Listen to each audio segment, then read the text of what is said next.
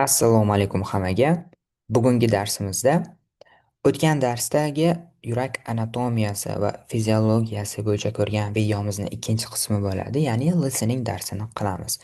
O'tgan darsimizda biz ko'rib chiqqan edik umumiy tuzilishi, qanday qismlardan iborat, qorinchalar, bo'lmachalar, klapanlar, diastala, sistola nima bilan hammasini ko'rib chiqqan edik. Demak, videoni ikkinchi qismi bo'ladi. Bu demak koronar arteriyalar bo'ladi ikkinchi qismimiz. Yengilgina eshitib olamiz boshlanishiga. Xo'p, darsdan maksimum foyda olish uchun 2 marta yoki 3 marta ko'rishga harakat qiling va darsni ko'rish davomida so'zlarni yozib olishga harakat qiling. O'sha urg'u berilayotgan, aytilayotgan so'zlarni o'zingiz bilmaydigan so'zlarni yozib olishga harakat qiling va mana bu yoqda yozib boriladigan so'zlarni esa Telegram kanalimizdan topishingiz mumkin bo'ladi. PDF holatda tashlab beriladi. Demak, boshlaymiz darsni. On the outside of the heart, we can see the coronary arteries. On the outside of the heart. Boshida o'tgan darsda boshlagan edik. In the outside of the heart, ya'ni inside ya, ya'ni ichki qismi. Outside bo'lsa tashqari bo'ladi. On the outside of the heart, ya'ni yurakni tashqarisi deyapti. Biza koronar arteriyalarni ko'rishimiz mumkin. Bu so'zni tarjima qilish ham shart emas. Coronary arteries supply the heart muscle with oxygenated blood. Demak, koronar arteriyalar deyapti. Supply degani ta'minlash degani ekan. Mana buni yozib qo'yamiz. Demak, supply ta'minlash. Ya'ni nima bilan ta'minlaydi? Yurak muskullarini, heart muscle, yurak muskullarini with oxygenated blood, ya'ni kislorodga to'yingan qon bilan ta'minlaydi ekan. When a coronary artery becomes blocked, it causes a heart attack or myocardial infarction. Qachonki u blocked, ya'ni bu ham o'zbek tilida ham ishlatamiz bloklangan deb, xuddi o'sha ma'no. Qachonki mana shu koronar arteriyalar bloklansa deyapti, bu it can cause heart attack. Heart attack bu yurak xuruji ekan. Yurak xuruji. Agar attack so'zini alohida oladigan bo'lsangiz, ya'ni lug'atdan ma'nosini ko'radigan bo'lsangiz, hujum qilish degani, lekin tibbiy ma'noda o'sha xuruj ma'nosida bildiradi va boshqa organlarda ham bemalol ishlatsangiz bo'ladi. Brain attack, miya xuruji bo'lmasa kerak, kidney attack, buyrak xuruji, shunga o'xshagan narsalarni ham ishlatsangiz bo'ladi bemalol. Va bu keyin miokard infarktiga sabab bo'ladi. Ya'ni koronar arteriyalarning birortasi blocked bo'lsa, bu yurak xurujiga, bu esa miokard, ya'ni miokard infarktiga sabab bo'lishi mumkin demoqchi. Where the heart muscle is starved of oxygen.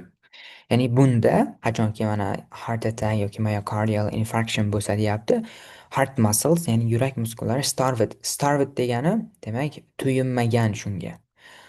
Buni alohida oladigan bo'lsak, starving degani o'zi och qolish degani. Misol uchun aytsangiz, I am starving desangiz, men och qoldim degan bo'lasiz. Juda ham kuchli ma'noda, lekin qattiq och qoldim degan ma'noda. Shunchaki och qoldim yozaman. Men och qoldim, ya'ni qornim och degan ma'noda. Starved of oxygen deganda o'zi tushunarli bo'ldi menimcha. Ya'ni kislorodga to'yinmasdan qoladi. Kislorod kelmasdan qoladi bu yerda. Shu joyni qayta eshitsak ham bo'ladi menimcha. The coronary arteries supply the heart muscle with oxygenated blood.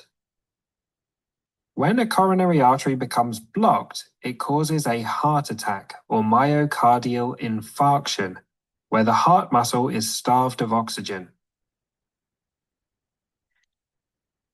The coronary arteries arise from the aorta, just a... Xo'p, coronary arteries, ya'ni koronar arteriyalar arise degan so'zni ishlatdi-ya. The coronary arteries arise from the aorta, just above the aortic valve. Arise degani ko'tarilish degani ekan. Arise demak ko'tarilish degani. Bu yoqda ma'nomiz esa shundan chiqadi degan ma'noda. Ya'ni koronar arteriyalar aortadan chiqadi demoqchi. Just above degani just above the aortic valve deda, ya'ni aortal klapandan shundoqqina yuqorida degani.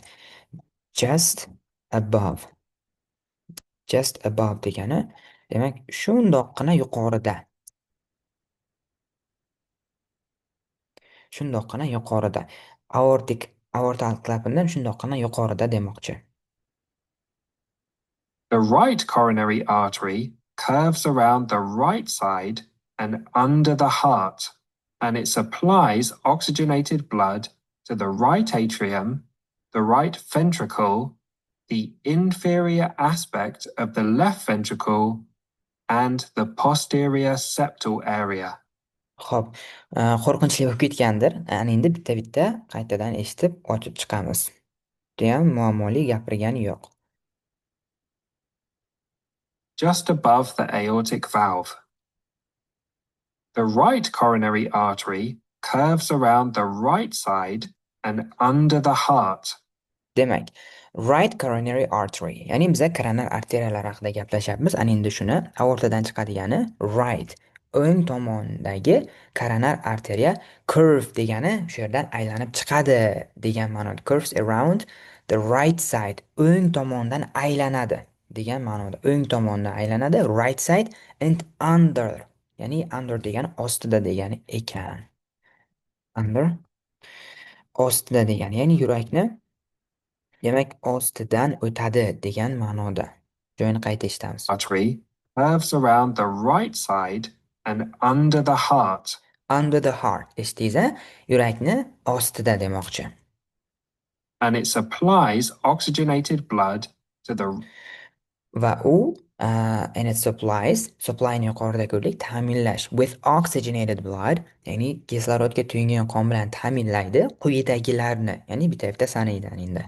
right atrium, O'ng, demak, bo'lmacha, the right ventricle, o'ng qorincha, the inferior aspect of the left ventricle, qarang, the inferior aspect. Aspectni ma'nosi, xo'p, birinchi va eng ko'p ishlatiladigan ma'nosi, ya'ni general Englishda bu jihat, nima qanaqadir jihati.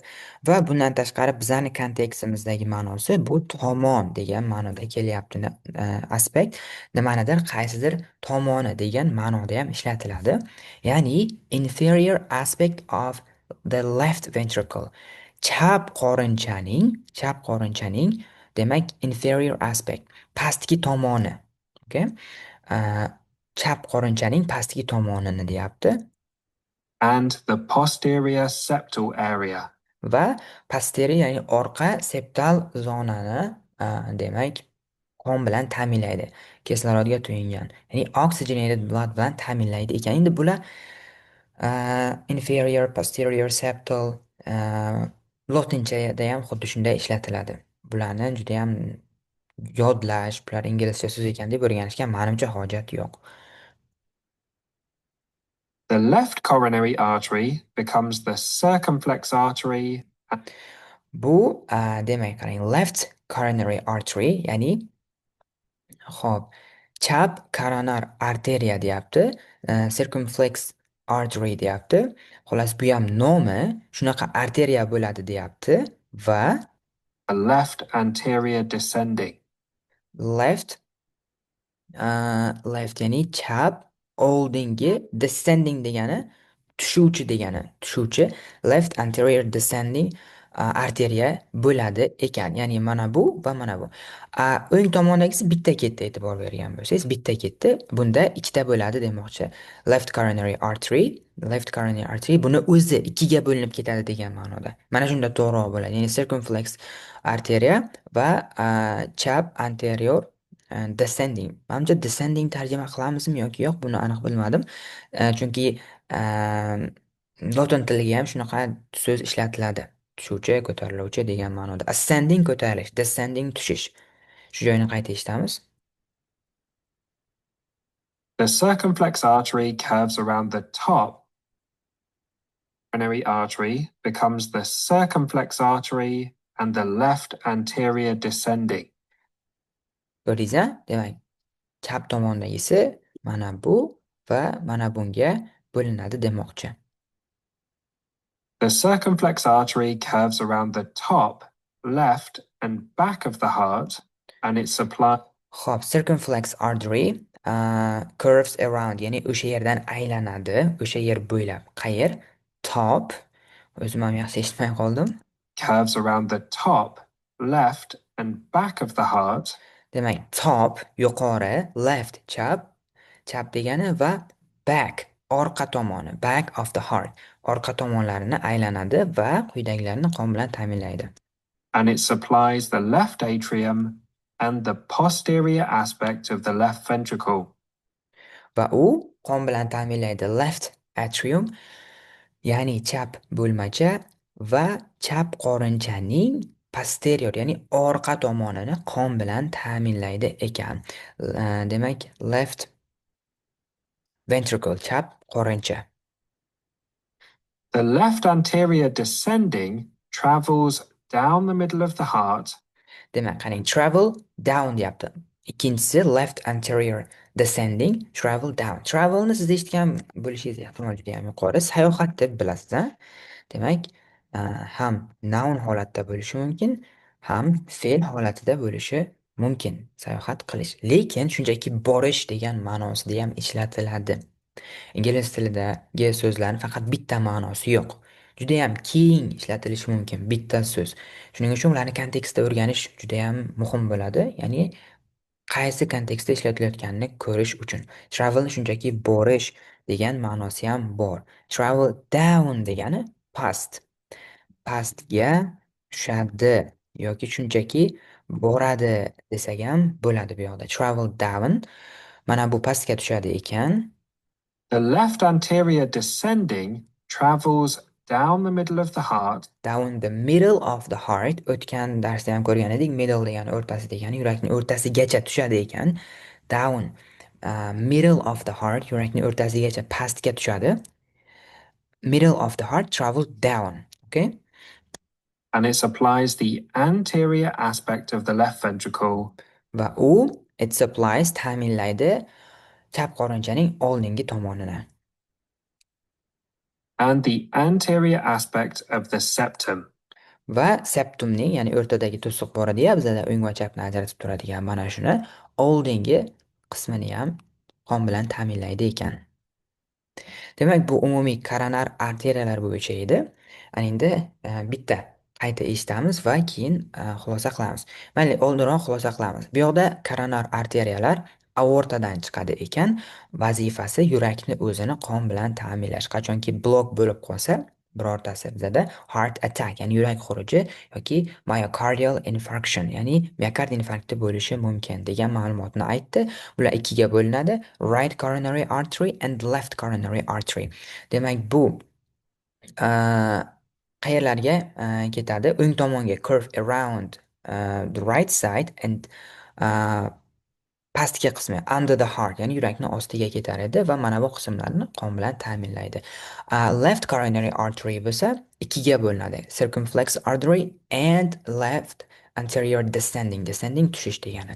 Va demak bu quyidagi, mana bu esa left anterior descending, mana bu qismlarni qon bilan ta'minlaydi. Demak, qaytadan eshitamiz.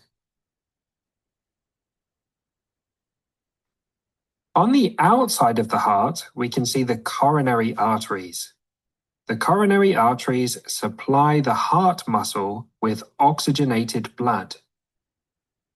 When a coronary artery becomes blocked, it causes a heart attack or myocardial infarction, where the heart muscle is starved of oxygen. The coronary arteries arise from the aorta, just above the aortic valve. The right coronary artery curves around the right side and under the heart, and it supplies oxygenated blood to the right atrium, the right ventricle, the inferior aspect of the left ventricle, and the posterior septal area. The left coronary artery becomes the circumflex artery and the left anterior descending. The circumflex artery curves around the top, left, and back of the heart, and it supplies the left atrium and the posterior aspect of the left ventricle. The left anterior descending travels down the middle of the heart and it supplies the anterior aspect of the left ventricle and the anterior aspect of the septum. Demak, yana ham yaxshiroq o'rganish uchun faqat til jihatidan emas, aynan yurakni anatomiyasini yaxshiroq o'rganish, takrorlash uchun ham o'rgansangiz yaxshiroq esingizda qoladi. Ma'lumotlarni yozib olishga harakat qiling.